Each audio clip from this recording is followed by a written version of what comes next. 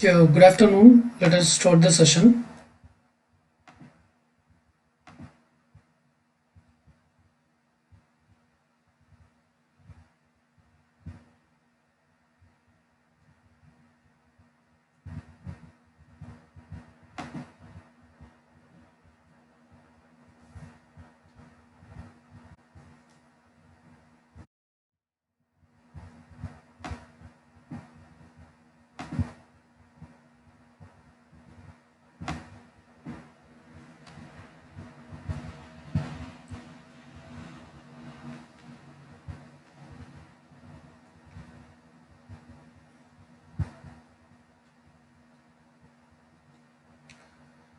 So, last class we are discussing about various selection techniques, right? So, how to select individuals for uh, generating the offspring, that is for the mating pool.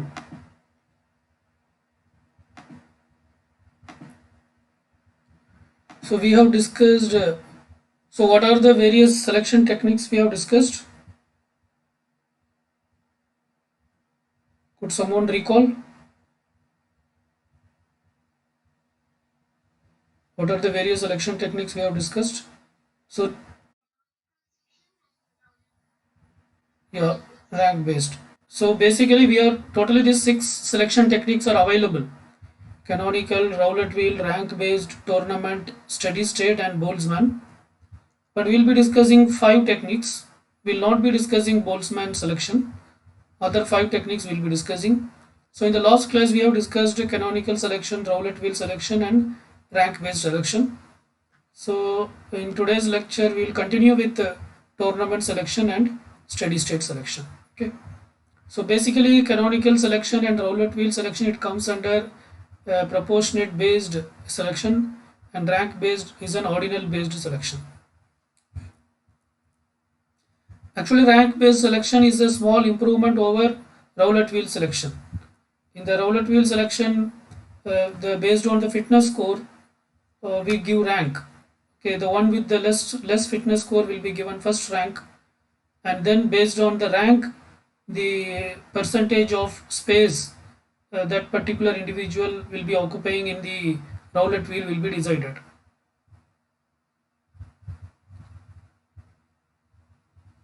Okay, so the topic we'll be discussing in today's class is tournament selection. Okay, so as the name says, it is something like a in a tournament. There will be many participants, and for each of them there will be a match, and whoever wins will go to the next level, and again there will be some competition. Finally, like one winner will be emerging out of the tournament. So that is how any tournament works in the real world. Okay, say for example, one real world example is given here. Say there is some match, say it may be a cricket match or football match or whatever it may be. So these are the countries which are participating. So at the first level, India versus New Zealand. So so out of these two, either any one of the country will win. Okay, so whoever is the winner will come to the next level. Say if India wins, then India will come to the next level. Similarly, here England and Sri Lanka. So whoever wins will come to the next level. If England wins, England will come to the next level. Okay. So here South Africa and Australia. Say if South Africa wins, then South Africa will come to the next level. Then then there is a match between Pakistan and Zimbabwe. So assume Pakistan wins, so it will come to the next level. So now there will be a match between India and England. So whoever wins, they will come to the next level. Assume India wins. Similarly, there is a match between South Africa and Pakistan. So this is Pakistan. So whoever wins will come to the next level. Say Pakistan wins. Then in the last level, there will be a match between India and Pakistan. So whoever the winner, they will be declared as the final winner. So this type of so basically this is the way a tournament works, right? Okay. So how this tournament algorithm works, let us try to understand. So first in this scheme we will select the tournament size n. Like first we will select the number of individuals n at random. Okay. Then we pick n individual from the population at random and determine the best one in terms of their fitness.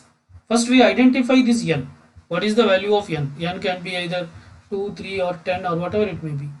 Then we identify n individuals at random and then we determine the best one in terms of their fitness values. Okay. And out of these n individuals, best individual is copied into the mating pool. Thus, in this scheme, only one individual is selected per tournament, and NP tournaments are to be played to make the size of a mating pool equal to NP. Okay. So, what it says in the sense, say for example, the total population is 100. Assume the total population is 100. Okay. Say n is equal to 10. Say n is equal to 10. Then it means that from this 100, you have to identify 10 individuals in random. So these 10 individuals may be any 10 individuals. It may be individual 1, individual 5, individual 7, individual 8. Like that we identify some 10 individuals at random. After identifying the 10 individuals at random, then we identify their fitness score. After identifying the fitness score, then we select only one individual. That is, we select that individual whose fitness score is high out of this 10 individuals. Okay. So whoever the individual whose fitness score is high, they will be moved to the mating pool. That particular individual will be moved to the mating pool. Okay.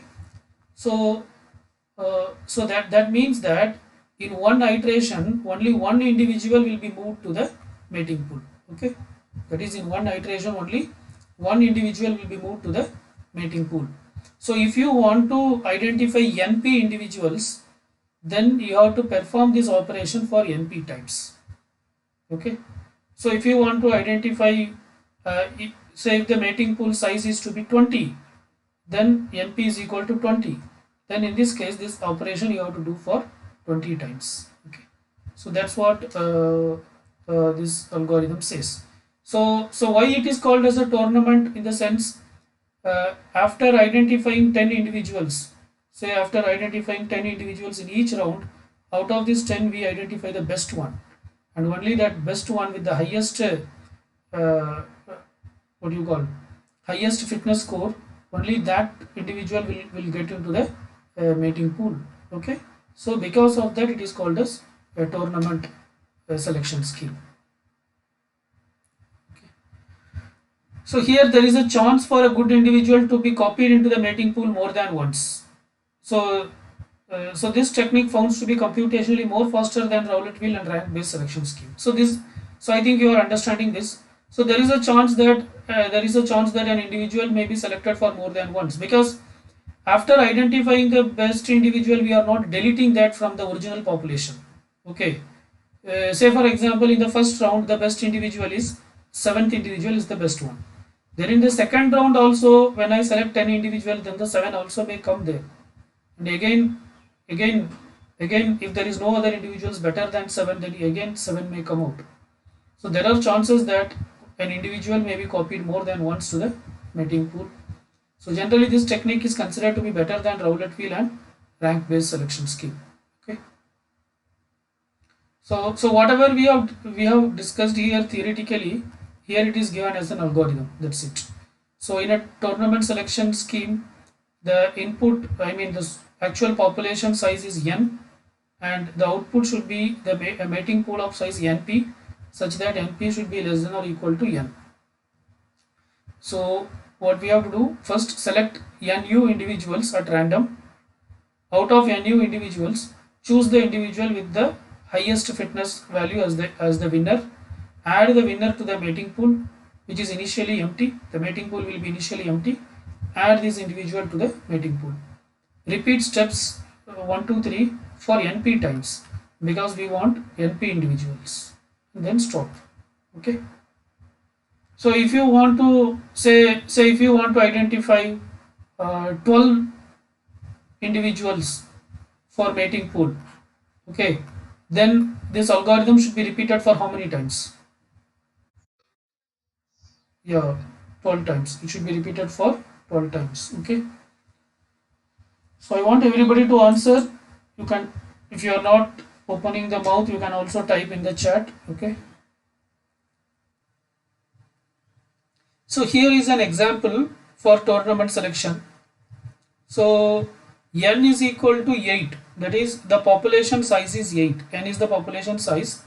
Nu is, this is in each round how many individuals we are going to select. In each round we are going to select 2 individuals. Okay. NP is also 8. That is after, that is what should be the size of the mating pool. In mating pool we want 8 best individuals. So in this case n is also 8, np is also 8, but in the real world it will not be like that. N will be a huge number. Okay. So so let us assume here n is 8 and np is also 8. So these are the individuals. This is individual 1 and it is his fitness score. This is individual 2, it is his fitness score, so on and so forth up to individual 8 and his fitness score. Okay. So in trial 1, so in each round we have to randomly pick 2 individuals. So in trial 1 we are picking 2 individuals and these individuals are 2 and 4. 2 and 4. Okay. So out of this, the one with the highest fitness score will be selected for the mating pool. So out of this 2 and 4, who is having the highest fitness score? 4. So 4 is selected for mating pool. Okay, in the next round if you see 3 and 8. Out of 3 and 8, who is having the, yeah, 8 is having the highest fitness score. So 8 is selected. Then in the third round, 1 and 3 were selected. Who is having the highest fitness score? 3. In the fourth round, if you see 4 and 5 were selected. Who is having the highest fitness score? 5. In the fifth round, 1 and 6. Who is having the highest fitness score? 6. In the seventh round, 1 and 2. So who is having the highest fitness score? 2. Yeah. Yes. In the sixth round, 2. In the seventh round, 4. So who is having the highest fitness score? 4. In the eighth round, 8. 8 and 3 were selected. 8 is having the highest fitness score. Okay. So here you can see there is a repetition. Here which individual is repeated? So there is chance for repetition. Yeah, 4 is also repeated. 8 is also repeated. Anything else is repeated? No. Okay. So so even no, even though there are only 8 individuals, here itself there is a repetition. Okay. So if there are many individuals, the I mean, so there will be repetition. Okay. So here it means actually we are rejecting 2 individuals. So which 2 were rejected? 1 and 7. 7 was never selected, right? 7 was never selected in anywhere. Okay. So and one is very low, so it is never it is never become a winner. Okay. So these 2 were rejected, right? So this is how basically the tournament selection algorithm works. Okay, say for example, if there is such a situation, assume that there is another individual 9. Assume the fitness score of 9 is 4.0. Okay. Assume that, say we are performing one more trial. Say in this trial we are selecting this individual 4 and 9. Now the fitness value of 4 and 9 both were same. Okay. In this case, who will you select? Which individual can be selected?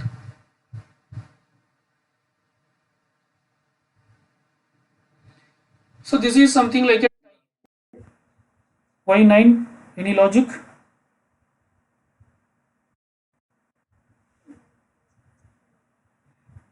No, but see in a for in normally when there is a tie, what will you do? You can select anything at random. So you have to generate a random number. In this case, you have to generate a random number. Okay. So you can something like a tossing a coin, or you can toss a coin and you can say that if it is head, I will go with 4, otherwise I will go with 9. So, or generate a random number between either 0 or 1. If 0 is selected, I will go with 4, otherwise I will go with 1. Okay, I will go with 9. So that is what it says.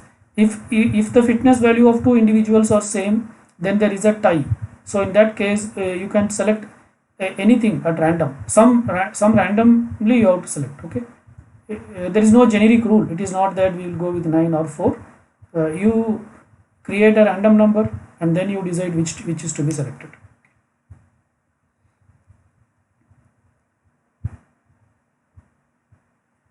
So there are different twists that can be made in basic tournament selection scheme. That is, this tournament selection scheme can be slightly changed to create some other different versions of it. The frequency nu, the small value 2, 3, moderate 50% of n, or it can be as large as nu is equal to n. Okay. So in this case, in the previous example, if you see, nu is equal to n. Sorry, here nu is very small. That is, in each round we are selecting only 2 individuals. Okay. So this is something very small value if nu is equal to 2 or 3. Or you can also choose nu to be 50%. That is, if the population size is 100, then you can say nu is equal to 50. In that case, in each round you will identify 50 individuals.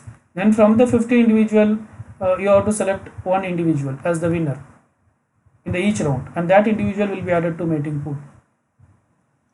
Or you can also choose nu as large as n. So these are the different ways of changing the nu. Once an individual is selected for mating pool, it can be discarded from the current population. So this is also another scheme. See, say for example, 4 is selected. 4 is already selected for the mating pool. So there is no more meaning in keeping 4 again here. So you can remove this 4 from the population. Okay. So that next time you should not create 4 as a, you should not consider 4. Okay. So that means there is no chance for duplication. An individual cannot be selected twice. Okay. So thus disallowing the repetition in selecting an individual more than once. Or what you can do, replace the worst individual in the mating pool with those who are not winners in any trials. Replace the worst individual in the mating pool with those who are not winners in any trials. Sometimes some individual may participate in the tournament, but they will never win because their fitness will be very less. Okay. But in such cases they can be used to replace the worst individual. For example, if you see here 2 and 4, so 4 is the winner, 2 has not won the game. So what you can do is you can use 2 to replace the worst individual. So 2's fitness score is 2.1. Is there any individual with fitness score less than 2?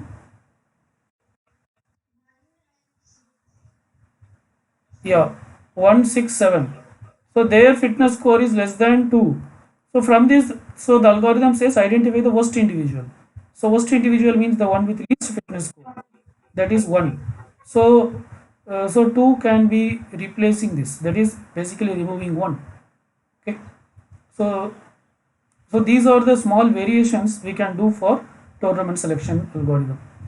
One is trying with different value of nu, and then once an individual is selected for mating pool, it can be removed from the current population. And the third one is replacing the worst individual with those that are not winners in any trials. Here I said for a particular trial, but on any trial. So as a whole, you can see here there may be here one is the one who has not won in any trial, but one is the worst individual. Okay, but assume that instead of 1 here, say 7 is there. So in that case also 7 will not be winning, right? So then you can use 7 to replace 1. Okay, so that is what it says. So that's it about tournament selection algorithm. Next is steady state algorithm.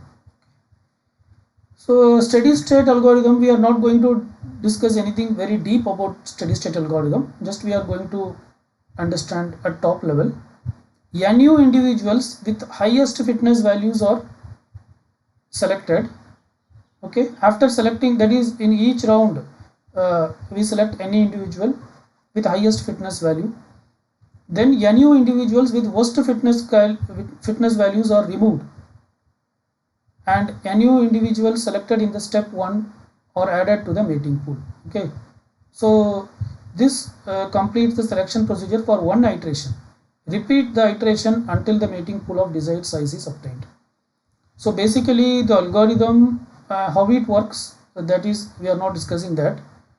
Say at the end of each round, NU individuals will be selected with high fitness score, and these NU individuals will replace the NU individuals in the population with worst score. Okay, that is in the original population you have to identify NU individuals with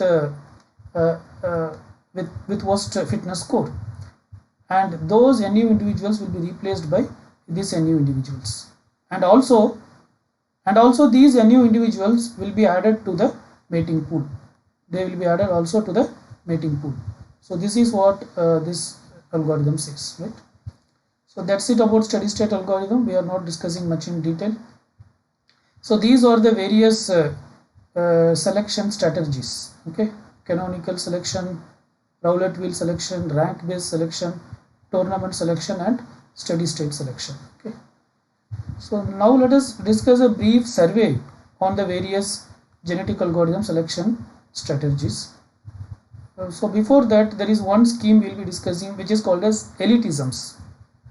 So this is also one of the scheme for identifying, for generating the mating pool.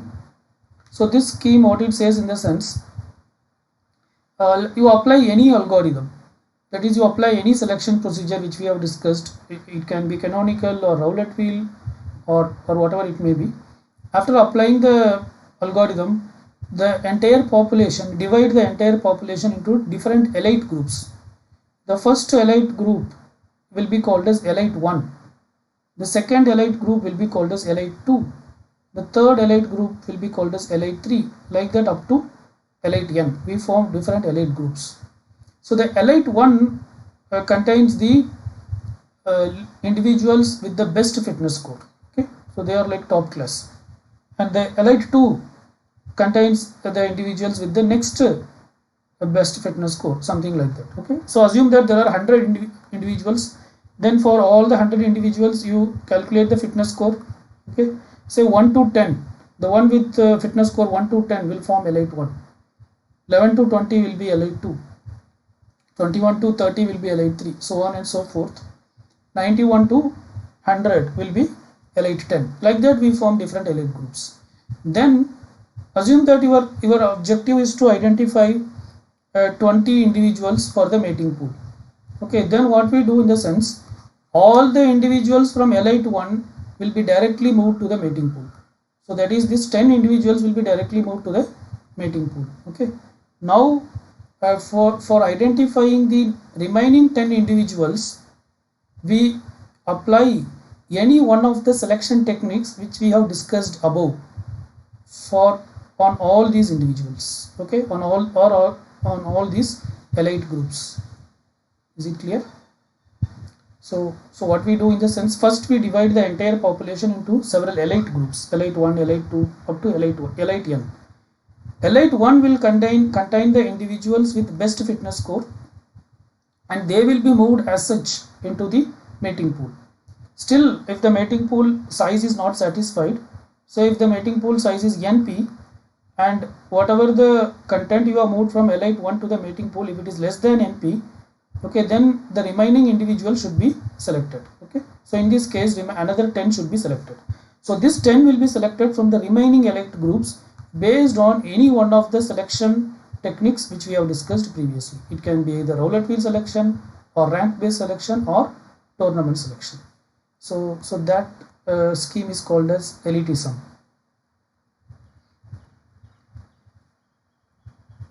Okay, So comparing the various selection scheme, so actually all these selection schemes are inspired from genetic algorithm, I mean genetics, in the real world genetics, and which is based on Darwin's principle of survival of fittest. Or you can say that there are two deciding factors which decides the effectiveness of a selection algorithm. There are two factors which decides this effectiveness of a selection algorithm. These are population diversity and selection pressure. Actually these two terms are you can say it is contradictory to each other, or it is inversely proportional to each other. That is, if the population diversity is there, then the selection pressure will be less. If the population diversity is less, then the selection pressure will be more. Okay. If population diversity is high, then selection pressure will be low. If population diversity is low, then the selection pressure will be high. Okay. So what I say in the sense, say for population diversity means we have less number of individuals, and all these individuals are of similar nature. In that case, what will you call? You will call the population as diverse or not diverse? Yes. What will be the diversity score? It will be high or low? Say, is the question is clear? Assume the population contains very limited individuals, and their fitness score is also almost same, it is not much different. So what about diversity? Is it less? Will you say it as less diverse or more diverse? Yes.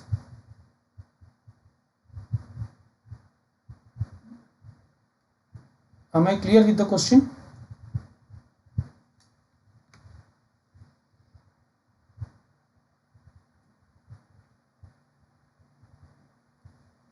These are the two factors, population diversity and selection pressure are the two factors which decides the effectiveness of the selection procedure. Okay, and these two are actually inversely proportional to each other. If the population diversity is more, then the selection pressure will be less. If the population diversity is less, then the selection pressure will be more. Okay, so I have a question here. Say the entire population contains few individuals and their fitness score is almost same, then what will you call? Will you call it as a diverse population? What will be its diversity score? It will be more or less? Answer. I think I'm audible, right? So are you understanding the question or not? So I will draw a graph here. Assume this represents population 1. Okay. So these are this population 1, and this x-axis represents the fitness score. I'm calling it as Fs. Okay. Assume that the population 1 fitness score ranges from say 0 to 10. Okay. So this is the various individuals with this fitness score. Okay. So this is something like this. Okay. Assume there is another population P2. This P2's fitness score ranges from 0 to say 70, and it is something like this for different individuals. Okay. So this is something like this. So which population is more diverse, P1 or P2?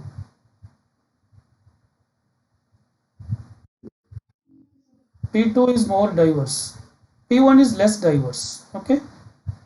Say the number of individuals may be equal. Say for example, here also there may be 10 individual. Here also there may be 10 individual, but still it is more diverse, whereas this is less diverse. Okay. So if the population is more diverse, then there will be less selection pressure, because you have more chances of picking individuals with different what you call fitness score. So as a result, the offspring can be produced that will be a healthy offspring. Okay. But in this case, the diversity is less. As the diversity is less, there is a pressure, there is a selection pressure, because normally we select individual with best fitness score. So it is highly likely that always the same individuals will be selected again and again. So when you select the same individuals again and again with similar fitness score, the offspring produced also will be similar. Okay, so the convergence, so it may lead to what you call immature convergence, or it may lead to local maxima. All these issues will be created. Okay, so that's what it says. So basically it says that the population should be diverse. The population should be diverse, and also we need more individuals.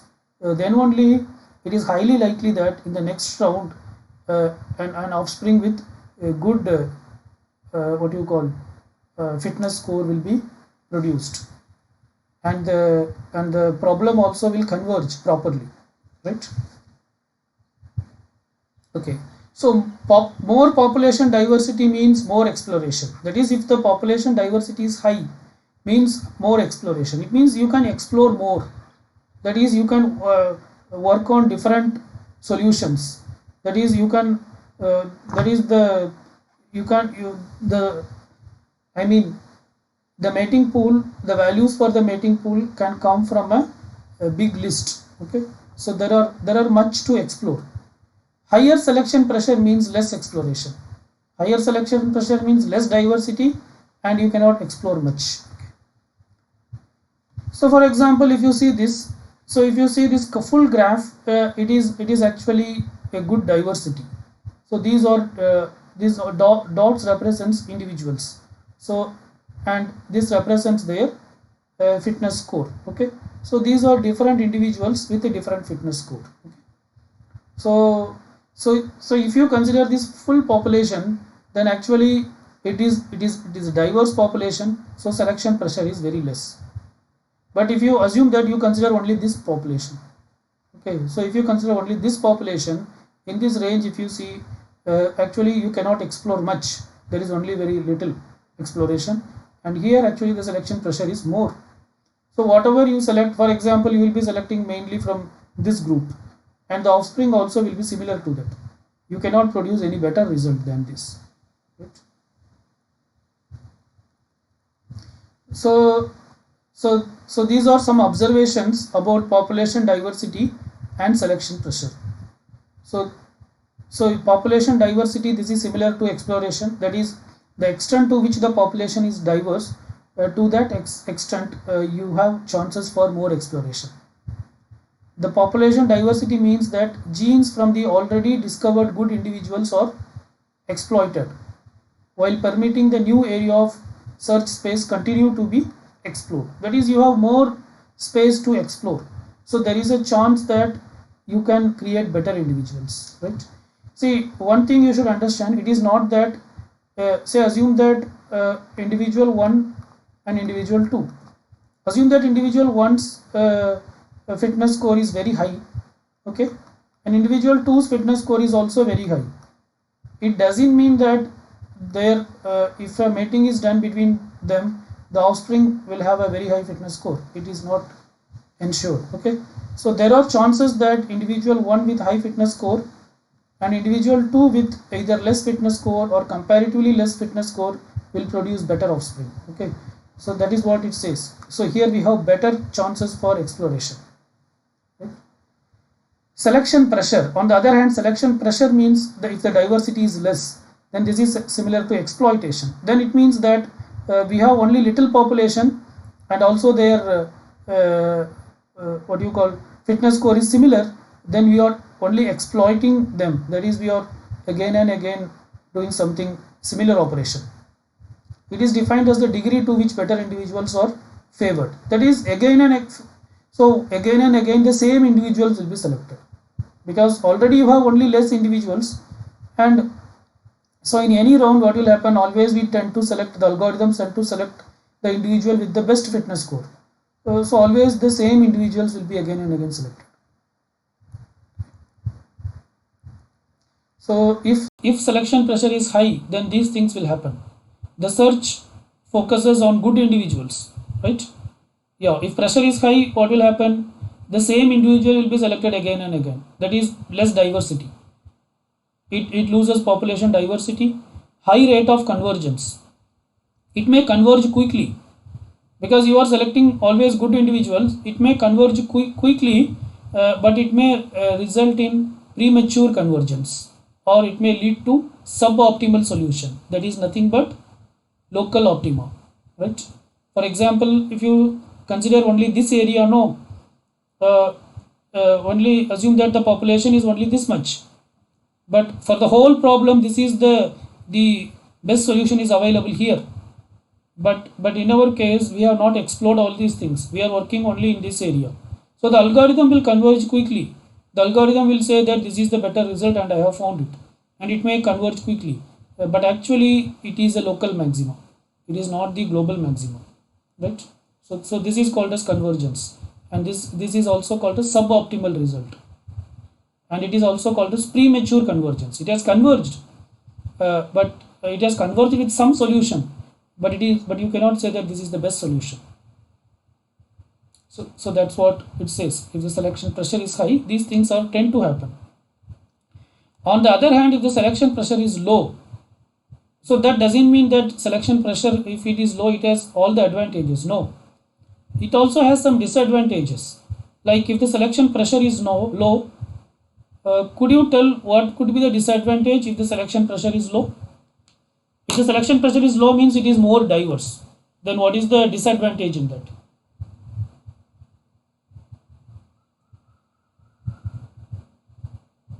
Any idea? See, it will be quite opposite to high pressure. In high pressure, what is the advantage? Advantage is it will quickly converge. Higher rate of convergence. That is an advantage. Are you getting? But it will lead to suboptimal solution. That is the disadvantage. So in this case, what will be the disadvantage? This will be quite opposite to this. Pardon? Okay, means what? If it is not suboptimal solution, then it will lead to what solution? Pardon? Optimal solution. It will give optimal solution. It may give optimal solution. Are you getting? Optimal solution is best solution, right? But it may not converge quickly. This algorithm will converge quickly means what? It will execute fastly. It will execute fastly and it may give the result, right? So that is what is called as converge. Converge means it will come to a conclusion fastly. That means the algorithm will execute fastly, but it will lead to suboptimal solution. Suboptimal solution means it's not an optimal solution. It is a solution, but it is not a best solution, right? But in the second case, it may take long time. It will not converge quickly. It may not drive the search properly, and consequently stagnation may occur. Stagnation means it is opposite to convergence. It may delay long time. It may take long time because the area is huge, because your population is very huge and it is very diverse. So you try with different combinations of mating pool, and you check, you are not satisfying with the solution. This process may happen again and again. Are you getting? So it may not drive the search properly, and consequently stagnation may occur. The convergence rate is low, that is, it will not converge quickly, and GA take unnecessarily long time to find the optimal solution. But maybe after a long time it may find a solution. It may find an accuracy of the solution will increase. Okay, it will finally it will lead to a more accurate solution than this case. That is, if the selection pressure is high. But the drawback is it may take long time, right? So could someone summarize these two things, selection pressure high and selection pressure low? Yes, what happens in these two cases?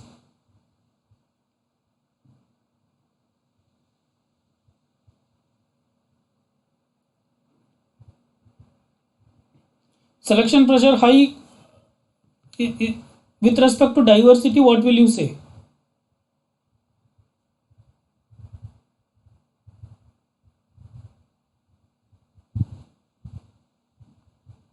Yes, I guess you are following, right? See, selection pressure high means it is what it is diversity is less. Okay, diversity is less, that is the population is less diverse. If the population is less diverse, then the algorithm will converge quickly, that is it will quickly identify the solution, but it may not identify the best solution, that is it will lead to suboptimal solution. The solution is not that satisfactory, but as the population is not diverse, we cannot do much. But on the other hand, if the selection pressure is low, selection pressure low means the population is diverse, the population is more diverse. If the population is more diverse, then there are many individuals are there, so there are lot of trial and error you can do with crossover, all these things. So the algorithm will not converge quickly, the convergence rate will be low, and it may stagnate, that is it may take long period to find the optimal solution. But finally it will identify a solution which is of better accuracy than of this case, right? I guess you are following. So could someone summarize these two things, what is selection pressure high and what is selection pressure low?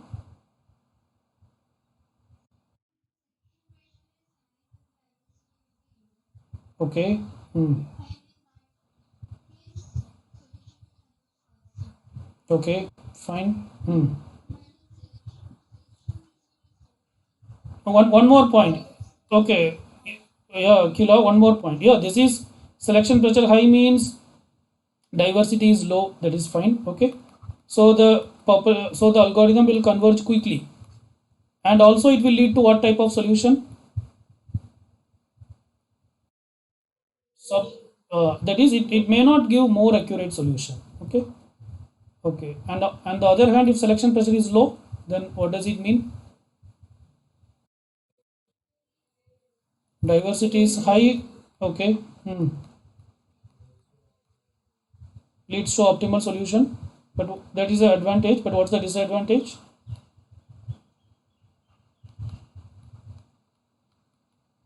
What is it, what will be its convergence rate?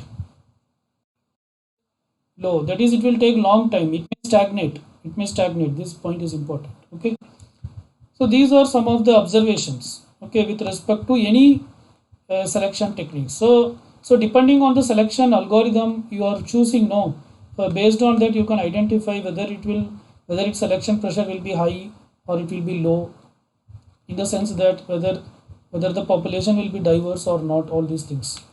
So here is a comparison. So if you see Rowlett wheel selection, so here is this table says which selection has more diversity and less diversity. If you see the Rowlett wheel selection, it says that low population diversity. See why we say low population diversity? If you recall Rowlett wheel, actually population may be, we are actually in this case we are not talking about the actual population, we are talking about which is being selected. So in Rowlett wheel, which individual will be highly likely to be selected?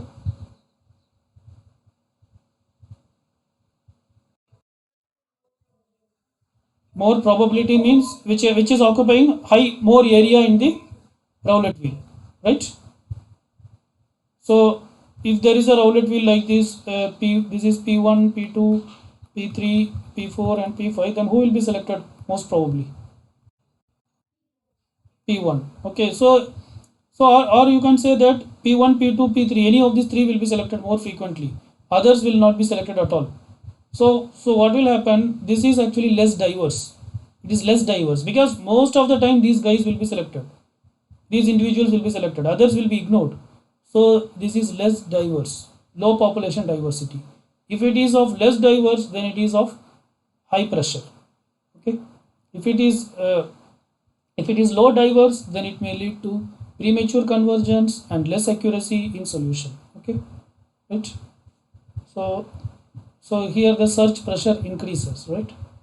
Okay. Rank selection. Rank selection actually, because of this problem with Rowlett wheel only, we are going for rank selection. So rank selection, it actually favors high population diversity. It creates high population diversity, so its convergence will be less. and its selection pressure will be low, and it will explore more solution. Okay. Tournament selection population diversity is moderate, ends up with a moderate range of rate of convergence. That is, the convergence rate will not be too fast and also it will not be too slow. It provides very high selection pressure. Pressure is high. Steady state selection, population diversity decreases gradually as the generation advances. Because if you recall, in steady state selection, every time a new individual, best individual we identify and we replace the worst individuals. Okay, so the diversity will decrease gradually because after a period of time, all the individuals will be of similar fitness score. Right? Selection pressure is low. So this is the comparison. And generation gap is defined something like this. Generation gap is equal to P by N, where P is the number of individuals that will be replaced in a given round and N is the population size. Okay. So with this formula, the generation gap can be defined. So for example, if you take a steady state selection with the P is equal to 2 and N of some high value, say N is 100, then if you do 2 by 100, it will be almost close to 0. That is, there is no generation gap at all. Okay. On the other hand, if P is close to N, if P is close to N, then generation gap will be equal to 1, which means there is a good generation gap. Okay. So it means that, assume that initially the population contains 100 elements, 100 individuals. Now you apply some algorithm and you identify some, say best 10 individuals. Okay, 10 individuals, and you are replacing these 10 individuals with the worst 10 individuals from the population. Okay, in this case the the generation gap is 10 by 100, because your population size is N and P is the number of individuals that will be replaced. So that will be the generation gap.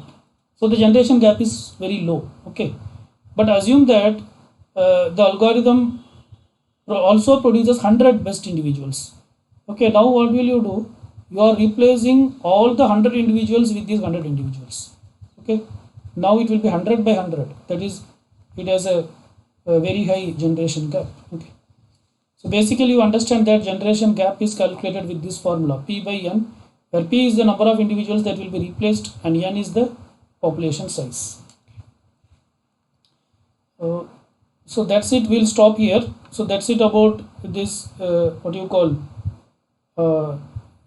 selection techniques. So we are discussing different operations, right? So first we have discussed encoding. So encoding is the scheme which is used to generate the initial population, and then we have discussed about selection scheme, which are used to identify the best individuals for the mating pool. Okay, so next we'll be moving on to the next technique, which is crossover. Right. So there are three primary techniques for reproduction. One is crossover, the other one is mutation, and then inversion. So in today's class we'll be starting with crossover. So these are the various GA operations: encoding, fitness evaluation, and selection. So these two things you can combine, right? As a result of fitness evaluation and selection, once the selection is done, the selected individuals get into mating pool. Okay, so there is no separate mating pool thing. Okay, then comes the crossover. So now we are going to discuss about this crossover technique or crossover operation. So this is what we are going to discuss. So basically all these three techniques, crossover, mutation and inversion, they comes under reproduction. And the crossover technique actually it varies with respect to the various encoding scheme. So if you recall, we have discussed different encoding schemes like binary coded GA, real coded GA, tree coded GA, all these things, right? So this crossover is not common for all of these techniques. Actually the crossover technique varies with respect to these techniques. That is, we have a different crossover technique for binary coded GA, and we have a different crossover technique for real coded GA, and we have different crossover mechanism for tree coded GA, right? So first we'll start with the crossover techniques for binary coded GA. So before that, we'll discuss some general thing, mating pool. So how the mating pool is generated. Mating pair is nothing but two individuals or two strings are selected at random. Thus, if the size of the mating pool is n, then n by 2 mating pairs are formed. Okay. So if the mating pool size is n, then n by 2 pairs will be formed. So it's obvious, right? The pairs are checked whether they will participate in the reproduction or not by tossing a coin. That is by selecting a random number, whose probability being PC. If PC is head, then the parent will participate in reproduction. Otherwise, they will not participate. Okay. So if the mating pool size is 100, then there will be 50 pairs. Then for each of the 50 pairs, we have to identify whether they will participate in the reproduction or not by tossing a coin with the probability of PC. So whenever there is a head, they will participate. Otherwise, they won't participate. Okay. Generally, we assume PC is equal to 1, which means that everybody will participate in the process. Okay, so that's what it says. So what is crossover in general?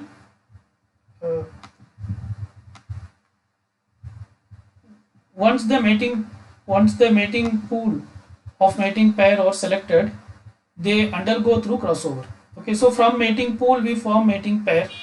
After that, it will undergo crossover.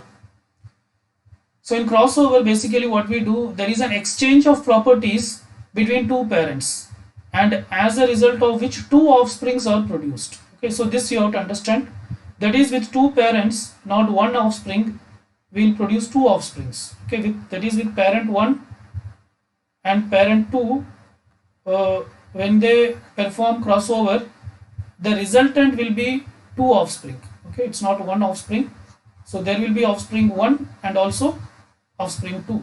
Okay, so both these offspring will have some of its properties from P1 and some of its properties from P2. Right? So a crossover point will be selected, and this crossover point is called as K point. So it can be either 1 point or more than 1 point. So here you can say there is a S, which means that crossover points. So it varies depending on the algorithm. So we select either a single crossover point or more than one crossover point. So in generic, this is called as K point. So using some random number generation, these K points will be selected in between 1 and L, where L is the length of the chromosome. Okay, so this individual, so chromosome is nothing but a string. In this case, if it is a binary coded, it is a binary string. So we generate a crossover point. It can be either 1 point or more than 1 point, and that points are called as K points, such that K lies between 1 and L. Then we perform exchange of gene values with respect to K points. So this is the generic algorithm, like how crossover works. Just try to understand. So what it says in the sense, with two parents we will produce two offsprings, not one offspring, and for every parent we'll identify crossover point.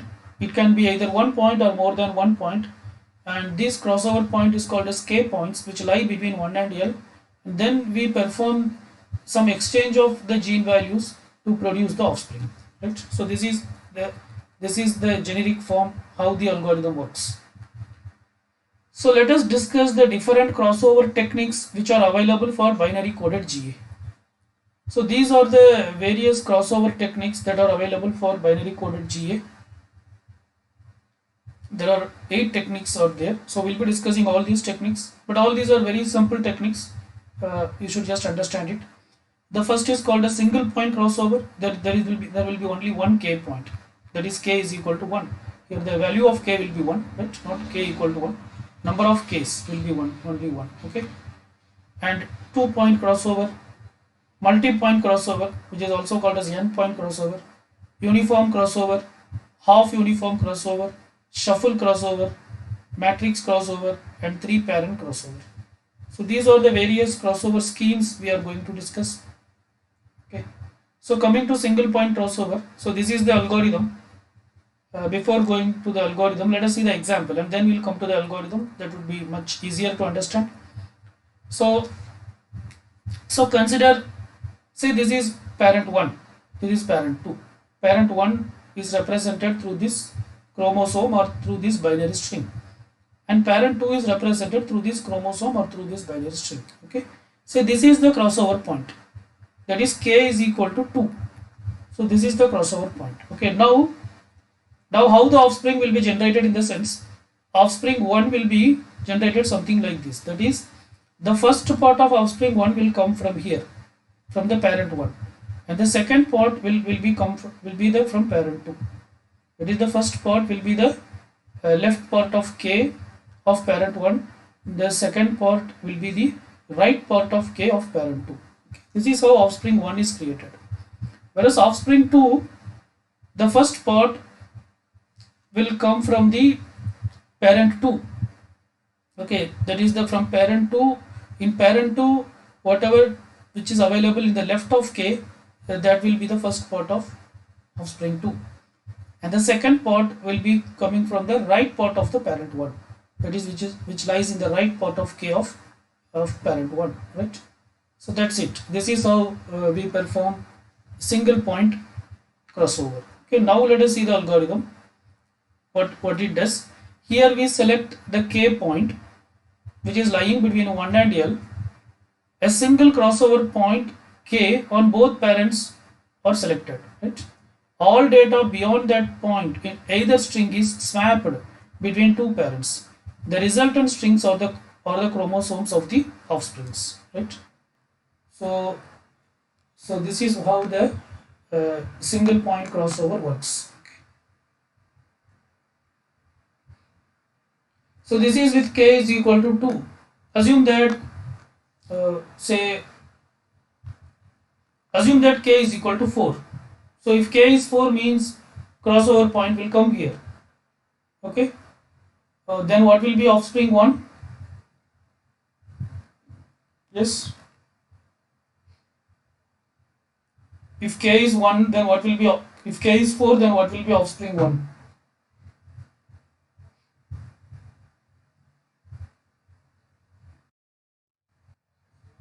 0 1 1 0 1 1 0 0. Yes, good. Offspring 2?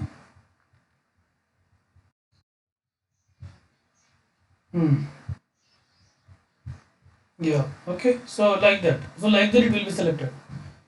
So it all depends on the value of k. Yes, Abhinav? Yeah. So others also should respond. So this is what support single point crossover, right? Next we'll discuss about 2-point crossover. In 2-point crossover we'll select 2 points. So what we do here, there are 2 points, k1 and k2. So k1 is something here and k2 is somewhere here. Say k1 is 2, k2 is 1 2 3 4 5, k2 is 5. Okay, so now what we do, in the middle part, okay, whatever is there, we just swap this, that's all, nothing else. So in offspring 1, if you see, the left part for offspring 1, the left part is coming from the parent 1, and its right part is also coming from parent 1, but the middle part alone, it will come from parent 2. Okay, but for offspring 2, the left part will come from parent 2, the right part also will come from parent 2, the middle part will come from parent 1. That's it. So that is how 2-point crossover is done, right? So in this scheme we select 2 crossover points, k1 and k2, such that k1 is not equal to k2, and k1 and k2 should be lying between 1 and L, where L is the length of the chromosome. The middle parts are swapped between 2 strings. Alternatively, left and right parts can also be swapped. Okay, there is no hard and fast rule that you have to swap only the middle part. So you keep the middle part intact, and instead you swap the right part and left part. That also you can do, right? Okay.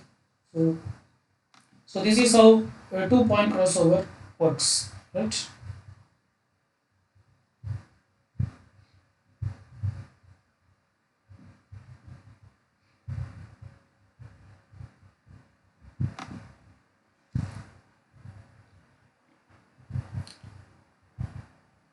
Okay, assume that k1 is equal to 2, the same value, k2 is equal to 6. Now, what will be offspring 1 and what will be offspring 2?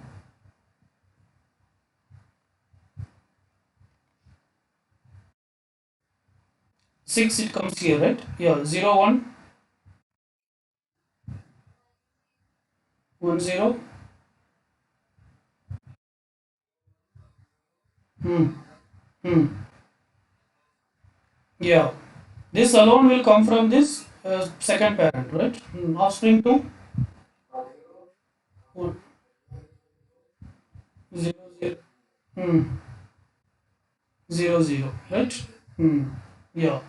So this is how you calculate, right? So this is what is called as two-point crossover. Next, what we have is multi-point crossover. So in multi-point crossover, you can have more than two points. Okay, it can be 3 points or 4 points or five or n number of points, right? So let us see that this is parent one and this is parent two. These are the various crossover points k1, k2, k3. So here we are considering only 3 points k1, k2, k3. Parent one is represented through this symbol. So you can see these slanting lines. This represents parent one. Okay, this checked thing represents parent 2. So wherever this checked thing comes, it is parent 2. Okay. So now what we are going to do is we are going to swap the alternate sequences. Okay, we are going to swap the alternate sequences. So that is either we swap the even sequences or we swap the odd sequences. Okay, so actually here we are swapping the even sequences. So this is, you can say that this is sequence 1, this is sequence 2, this is sequence 3, and this is sequence 4. Okay, so the resultant offspring, how it is produced in the sense, for offspring 1 we are going to swap only the even thing, not we are not going to swap the odd sequence. So first one is the odd sequence, so it is kept as it is. There is no swapping, right? So from parent 1 it is kept as it is. That is what is the that will be what will be available for offspring 1. Similarly for parent 2, whatever in the first sequence, it is kept as it is, so that will be a part of offspring 2. Coming to the even sequence, this is getting swapped. So whatever in parent 1 that comes to, sorry, whatever in parent 2 that comes to offspring 1, and whatever in parent 1 that goes to offspring 2. Okay. Next, again this is a even odd sequence. So we are retaining whatever is in the respective parent. So whatever in parent 1 that goes to offspring 1, and whatever in parent 2 that goes to offspring 2. This last sequence, the fourth sequence, again it is a even sequence. So this part for offspring 1 it comes from parent 2. So here it is checker 1. Okay, and this part for offspring 2 it comes from parent 1. Okay, so like this if you do, that is called as multi-point crossover, right? So could you tell me, so here we swapped the even sequences. Okay, if you swap odd sequences, if you swap the odd sequences, then how will be the offspring? How will be offspring 1 and offspring 2? So, you can answer whether it will be line or what do you call? What will line or checker? For offspring 1, yeah. What different sequences? First sequence will be what? For offspring, first sequence will be checked. Okay. Second second sequence is lines. Okay. Third one is check. Okay, and the fourth one is lines. Right? For offspring 2,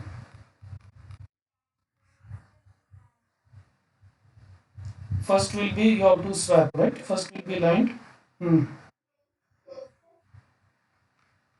Hmm.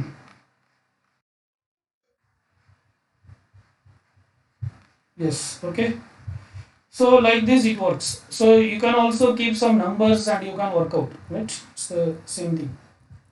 Next is uniform crossover. So uniform crossover is a more general version of multi-point crossover. So what we have discussed previously, so that is multi-point crossover.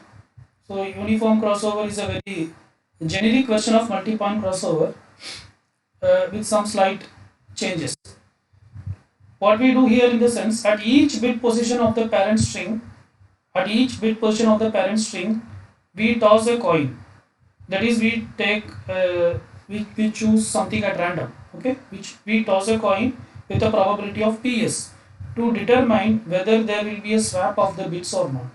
Okay, so depending on the probability, we decide whether the bits will be swapped among the two parents or not. If the two bits are then swapped or remain unaltered. Okay, so this is how it works. So basically, what we do in the sense, we toss a coin.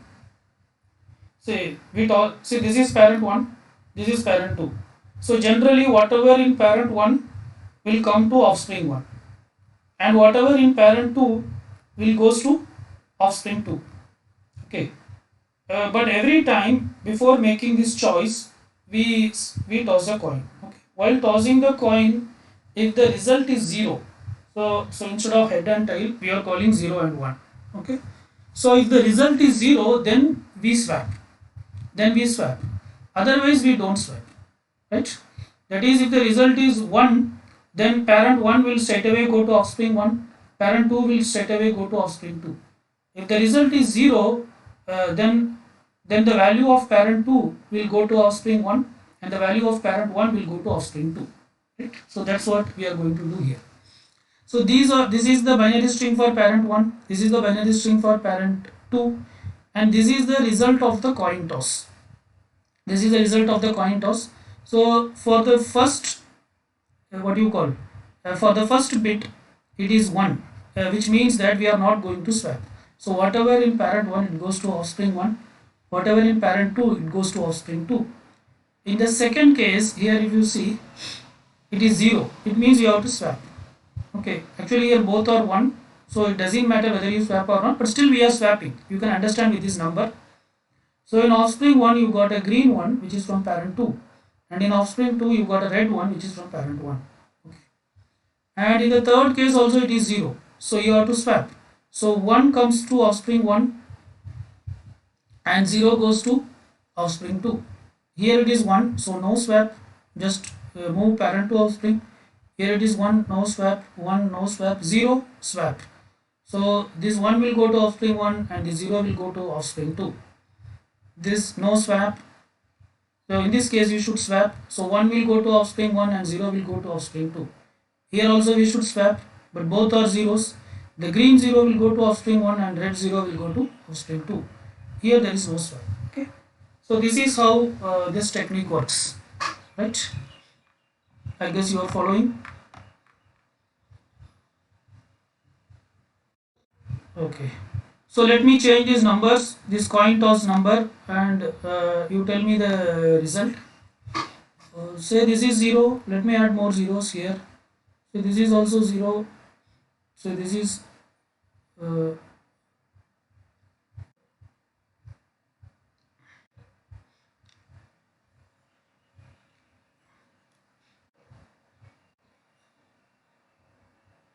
I'll make this 0.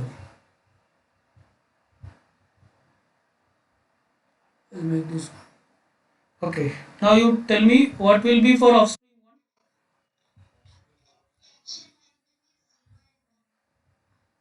1. No, no. First bit is what?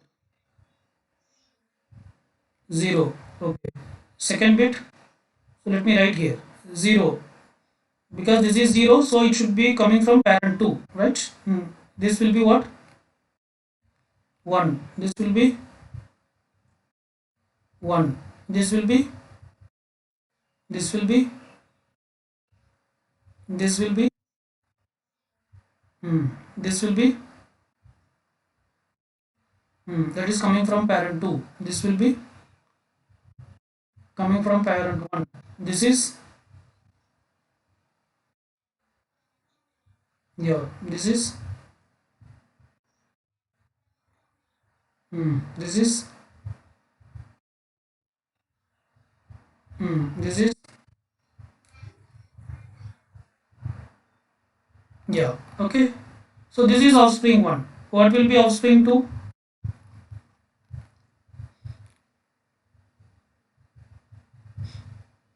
This is 0. Why 0? So this coin toss is 0. So it should come from where? Parent 1. So what should be? 1. Yeah, this is 1. Yeah, this is, yeah, this is, this is, yes, this is,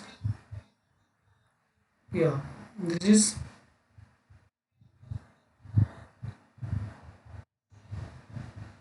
this is 0. Coin toss is 0. So it should come from, this is, hmm, hmm,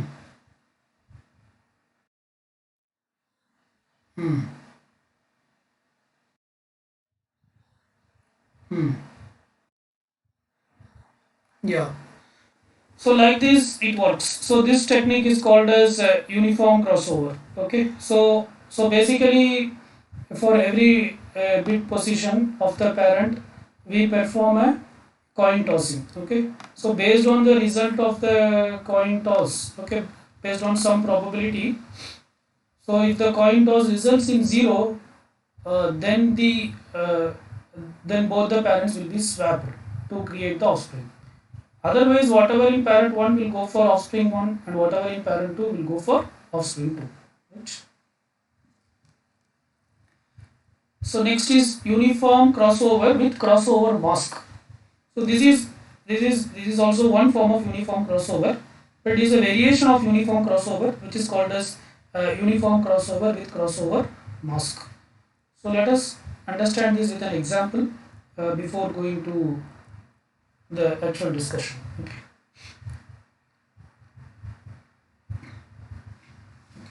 So here, so there we are calling it as what you call uh, selecting a probability. But here what we do, when there is a 1 in the mask, when there is a 1 in the mask, the gene is copied from parent 1. Okay. Else it is copied from parent 2. Right? For offspring 1. For offspring 2, when there is a 1 in the mask, the gene is copied from parent 2. Else it is copied from parent 1. Okay. So this technique is called as uniform crossover with mask. So this is called as mask. This is a mask. So just understand this. So in the mask, if there is a 1 with respect to offspring 1, the gene will be copied from parent 1. Otherwise, it will be copied from parent 2. Here there is no exchange. There we are exchanging. Okay. Here we calculate offspring 1 separately and 2 separately. Right. And when there is a 1 in case of offspring 2, when there is a 1 in the mask, the gene is copied from parent 2, else it is copied from parent 1, right? So here it is 1. Okay, so offspring 1, this will just come from parent 1, right? This is 0, so it will come from parent 2. Okay, and here it is 0, so it will come from parent 2. So this 1 is coming here. Here it is 1, so it will come from parent 1, so it is 0. Here it is 1, so it will come from parent 1. Here it is 1, it will come from parent 1. Here it is 0, so it will come from parent 2. Okay. Here it is 1, so it will come from parent 1. Right. Similarly for offspring 2, whenever there is a 1, it will come from parent 2. Okay. So this is a 1, it comes from parent 2. Right. This is 0, so it will come from parent 1. so this one will come here. Here it is 0, so it will come from parent 1, so this 0 comes here. Okay. Here it is 1, so it will come from parent 2, so this 0 will come here. Here it is 1, so it will come from parent 2, so this 0 comes here. Here it is 1, so again it will come from parent 2, so this 1 comes here. Here it is 0, so now it should come from parent 1, so it will come from here. Here it is 1, so it will come from parent 2. So that's it. I think there is no difference between the both the things. Only thing is there it is some based on some probability. So we are tossing a coin means we are generating a random number, right? So every time we generate a random number and we decide. But here this mask is fixed. Based on this mask, this crossover is done. So that's the difference. Otherwise, with respect to working, I guess it is same, because there also whenever there is a 0 we are swapping. So here also it is the same thing, right? The next is half uniform crossover. So what we do here is, so this is the two parents. First we identify the Hamming distance of the parents. Okay, Hamming distance of the parent. So what is a Hamming distance? Hamming distance means, like, for whichever the bit position the parent values are not same. Okay, so based on that Hamming distance is calculated. So here if you see these two bit positions, both the parents were same. Here it is not the same, so just mark this. Again here for both the bit positions the parent values are same. Here it is not same, just mark it. Here it is not same, so mark it. Here it is same, both are 0. Here it is same, both are 1. Here it is not same, so mark it.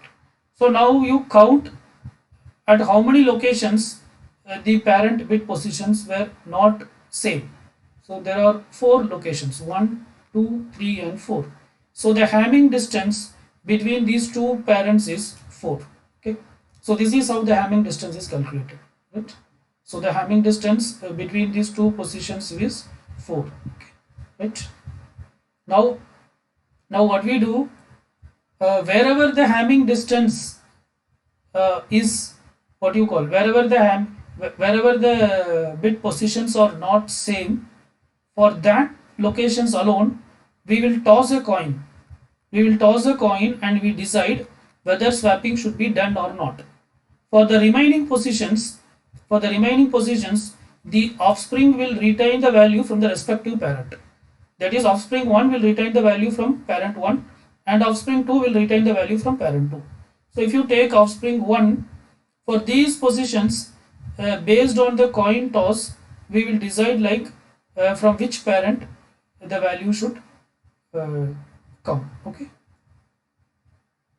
So in this case, if you see, don't consider this tossing positions. Remaining position, it is just taking the value from offspring 1. I mean parent 1. Offspring 1 takes values from parent 1. This 1 comes from parent 1. This 0 comes from parent 1. This 0 comes from parent 1. This 0 comes from parent 1. This 1 comes from parent 1. Okay.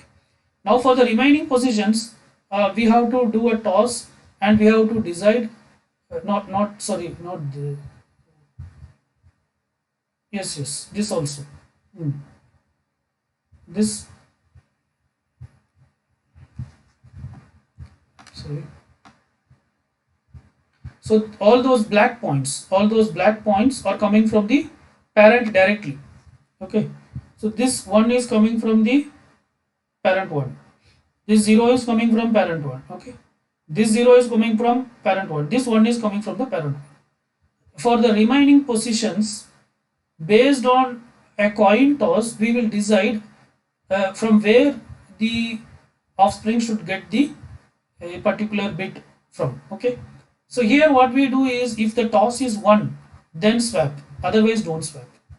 So in the previous case, when the toss is 0, we swapped, but here when the toss is 1, we are swapping. So there is no hard and fast rule, but the algorithm just says that if the toss is 1, then swap. Okay. So here the result of the toss is 1, so swap. Okay. That means offspring 1 will get from parent 2. So this 0 so the 0 of parent 2 comes here. Okay, like here it is 0. 0 means no swap, so it means that for this particular position offspring 1 will get from parent 1 itself. So parent 1 is 0, so that 0 comes here, so it's a red 0 you can see here. For this position again the toss value is 1, so if the toss value is 1 it should be swapped, so it means it should come from parent 2. So parent 2 is 1, so this 1 comes here. Okay, for this position the toss value is 1, so it should be swapped, so it should come from parent 2 which is 1. Okay, similarly for offspring 2, offspring 2 also corresponding to these black positions, it is retaining the values from parent 2. So in parent 2 it is 1, so this 1 here, here it is 0, so it is 0 here. Okay, here it is 0, so it is 0 here, here it is 1, so it's 1 here. For the remaining position it is based on the toss, so wherever toss is 1 it will be swapped, that is it will get from the other parent, otherwise it will get the bit from the respective parent. So it is 1, so it will get the value from parent 1, so this 1 here. Okay, here it is 0, so it will retain the value from its own parent, so this 1 comes here, right? Here it is 1, so it will get from the other parent, so this 0 comes here. Here it is 1, so it gets from this parent, so it's 0. Are you getting? So basically in this case so it is why we call it as half uniform crossover. So in uniform crossover what we do, for all the positions we perform a toss, and depending on the toss value we, I mean the swapping will be done or not, that will be decided. Whereas in half uniform crossover we are not doing the toss for all the position, we are performing the toss only for the positions where the bits are not in sequence, where the bits are not same, right? Okay. So this is called as half uniform crossover. Okay, so could someone define what is Hamming distance?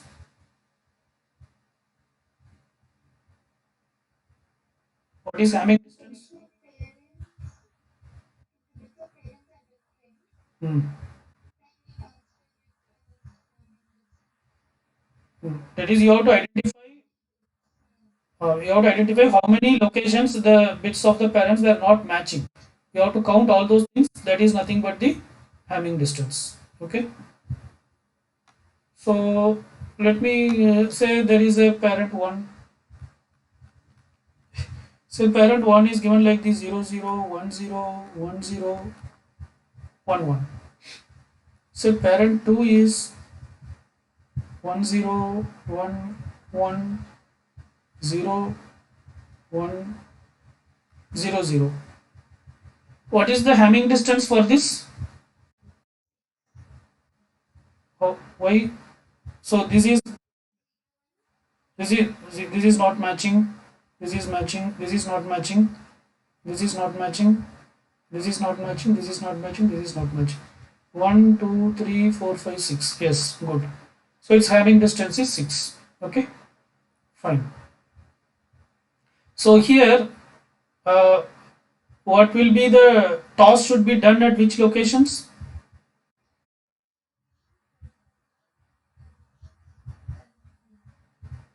Yeah. So these are, in the first location you have to do a toss. Here you have to do a toss. Here you have to do a toss. Here, in all these places you have to do a toss. Okay. Only in second and third location we need not do a toss. So that is, we have a black shade here only. Okay. So if you take offspring 1, we don't know what is its first value, what is its second what will be its second value? 0. Third value? 1. 4 5 6 7 8, we don't know, let us keep like this. Similarly for offspring 2, first value we don't know, what will be the second value? Third value? 1. 4 5 6 7 8. Okay, right? Now let us say that this is the, what you call, the result of toss. So the result of toss is, this is 1, this is 0, this is 0, this is 1. Okay, this is 0, this is 0. Okay, I'm keeping more zeros for convenient. So when there is a 1, we should swap, right? So here there is a 1. So offspring 1 will get what? From parent 2. Yes. Here it is a 0. So it will come from where? 0 from parent 1. Here it is 0. So what it will be? 1 from parent 1.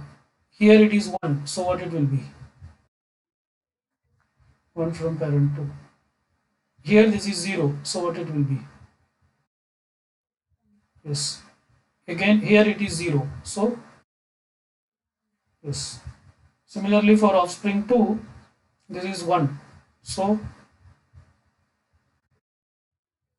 0 from parent 1. It should be swapped. It should get from the other parent. Okay. This is 0. 1 from parent 2. It will get it from the same parent. 0. This is 0. Next is 0. 0 from parent 2. This is 1. 0 from parent 1. Yes. This is 0.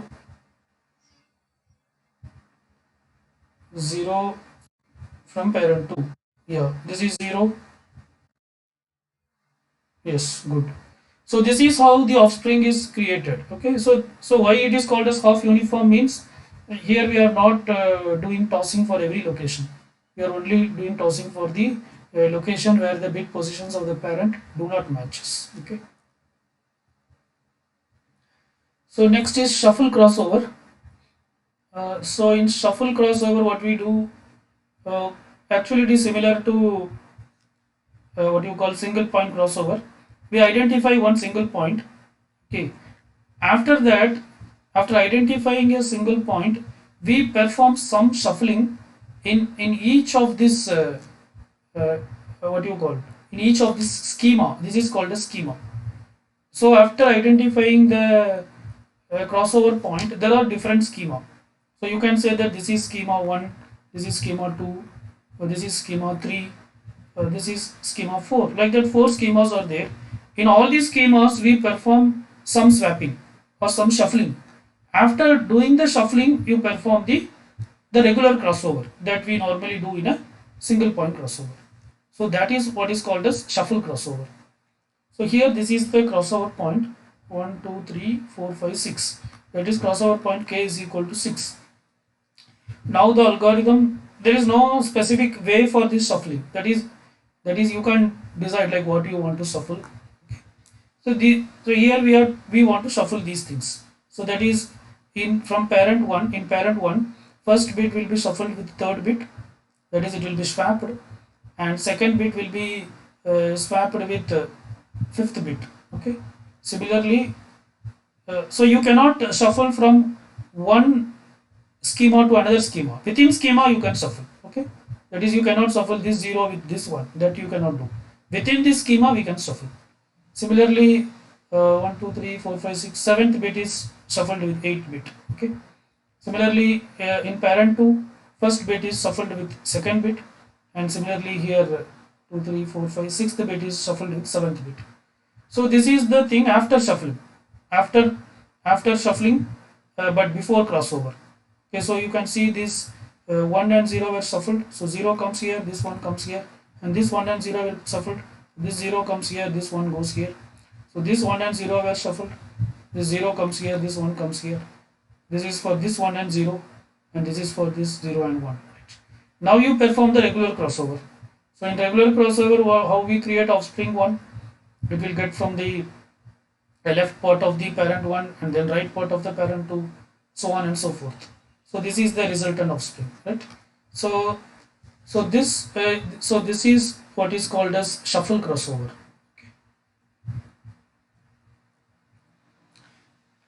And the next is matrix crossover. So this is a technique which is used if the string is very long or if the chromosome is very lengthy. So generally it is not used. It will not be used if the chromosome is of shorter length. This will be used if the chromosome is very large. Okay. Say the chromosome is very large, it contains a very large string F112 F1N. So like that, there are two parents. Okay, I1 is there, I2 is there. Both these are very long chromosomes. Okay. Now this long chromosome, instead of representing it as an array, so this is something like an array, right? Instead of representing this as an array, you can represent it as a matrix. That is, you can represent it in rows and columns. So assume that you have a chromosome with 100 entries, 1, 2, 3, 4, 5, 6, up to totally the length is 100. So starting from 1 to 100. So instead of keeping it as a this like this, you can represent it as a matrix. You can represent, say you can represent it as a 10 by 10 matrix. That is, there will be 10 rows and 10 columns. There will be 10 rows and each row contains 10 columns. So this is actually the same chromosome, but now you are representing it in a different way. Okay. So this I1 is represented as P1 and I2 is represented as P2. Right. Okay. Now we decide like which blocks in the matrix will be swapped and which will not be swapped. So we identify certain parts that will be swapped and the rest of the parts will not be swapped. Okay. So here what we do, in the sense, we have identified these parts. So these parts will be swapped. The remaining parts will not be swapped. Okay. So these are the parts are swapped. So the resultant child, this is child 1 and this is child 2. So if you see child 1 is getting this block from parent 2. Okay. Whereas this block of child 1, it is retained from parent 1 as it is. Right. Similarly, child 1's this block is retained from parent 1 as it is, but this block is coming from parent 2. And child 1's this part is coming from parent 2 and this block is retained from parent 1. Similarly for child 2 also. So child 2, if you see this block, it is coming from parent 1. Okay. And this block, it is retained from its own parent, that is parent 2. And this block of child 2, it is retained from its own parent, whereas this block of child 2, it is swapped, that is, it is coming from the parent 1. Okay.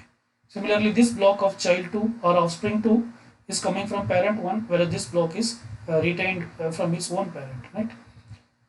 So this type of crossover is called as matrix crossover. And the next crossover what we are going to discuss is 3-parent crossover. So in this technique we'll have 3 parents. So normally we have 2 parents, but here we'll have 3 parents. Each bit of the first parent is compared with the bit of the second parent. If both are same, the bit is taken for the offspring, right? Otherwise the bit from the third parent is taken for the offspring. But in this case there will be only one child. So normally with we'll discuss whatever we are discussing, in all the cases there will be 2 parents and 2 offspring. But in this case there will be 3 parent, but there will be only one offspring. That is, we just to compare P1, P2. If P1 and P2 are same, then that same bit value will come for the offspring. If they are different, then the offspring will get the bit position that is available in parent 3. So that's the logic. It's a very simple logic. So here you can see there are 3 parents, but there is only one child or one offspring.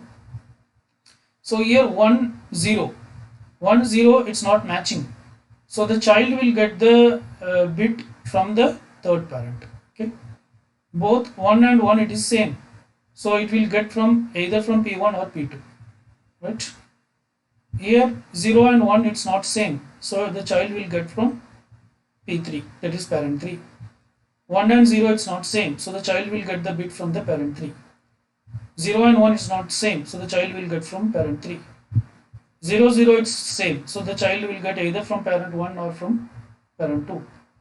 0, 0, it is same. So the child will get the value either from parent 1 or from parent 2. 1, 1, it is same. So the child will get either from parent 1 or from parent 2. This is the resultant offspring which is created, right? So this is how this 3-parent crossover technique works. Okay. Or you can also consider the third parent as a crossover mask. We have discussed one technique with mask, right? So in that case you can create 2 offspring also. Okay. If you consider the third parent as a mask. Okay, in mask means you will swap when there is a 1 or there is a 0. Okay, you decide when to swap, right? Uh,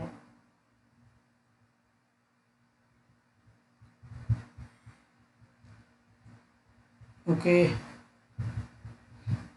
so let me change this value for uh,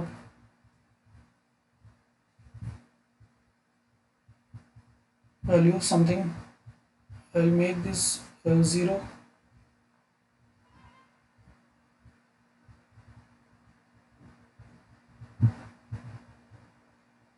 I'll make this 1. Okay, now you tell me what will be the child.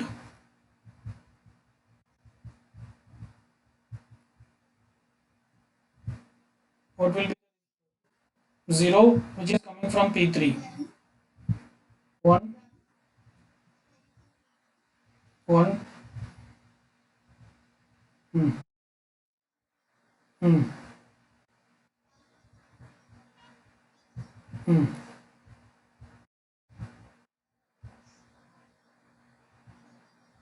hmm,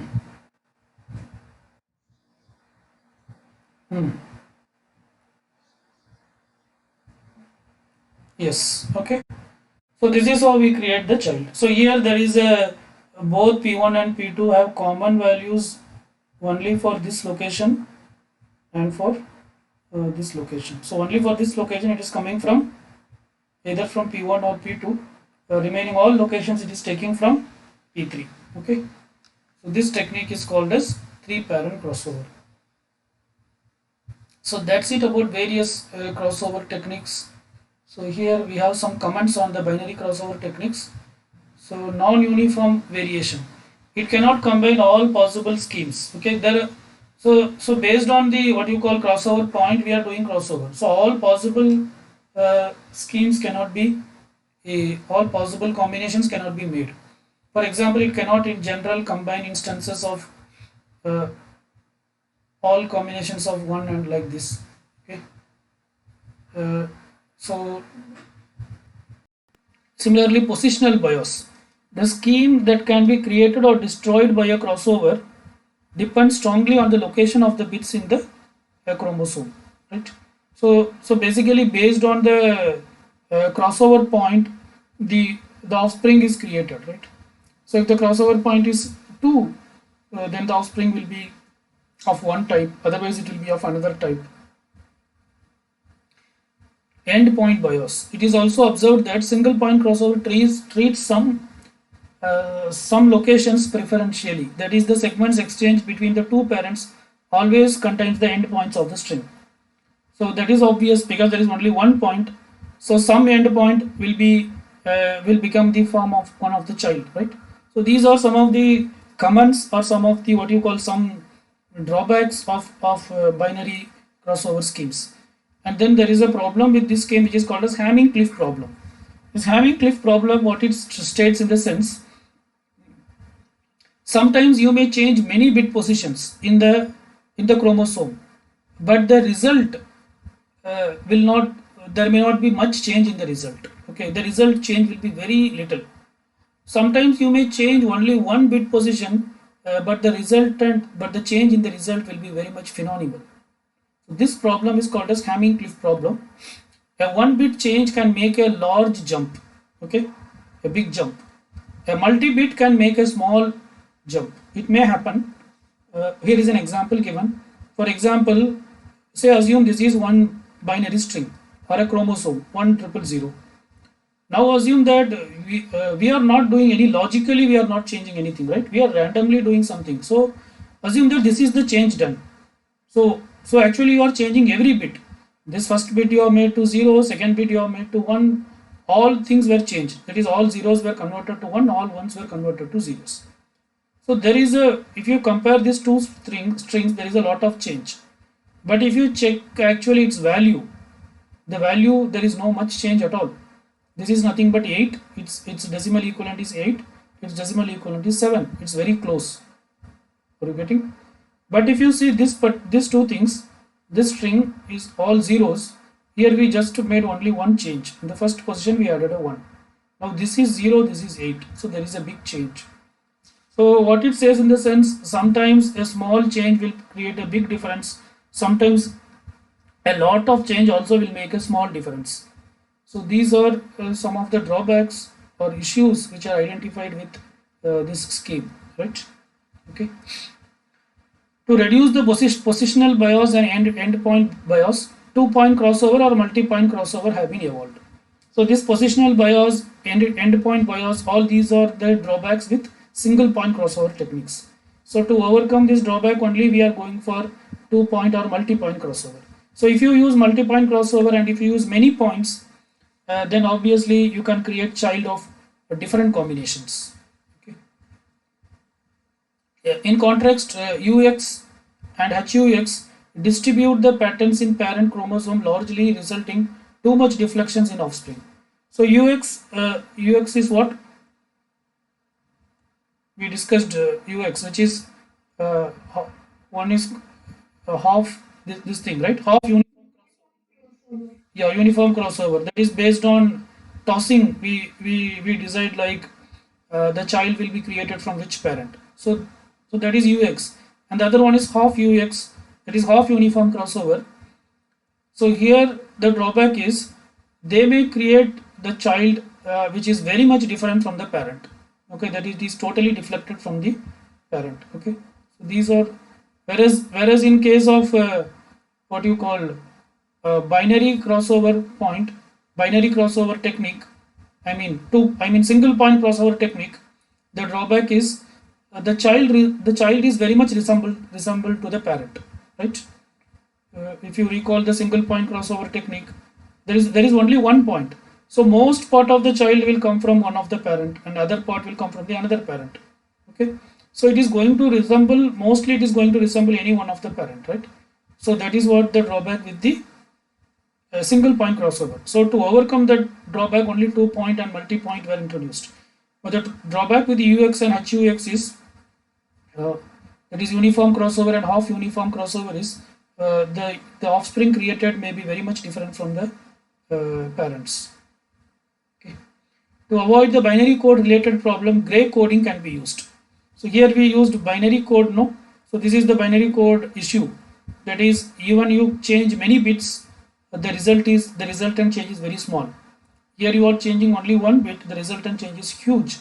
So to overcome this problem, you can use a technique called gray coding. We are not getting into the detail of this, but this is one of the solution to overcome that problem, right?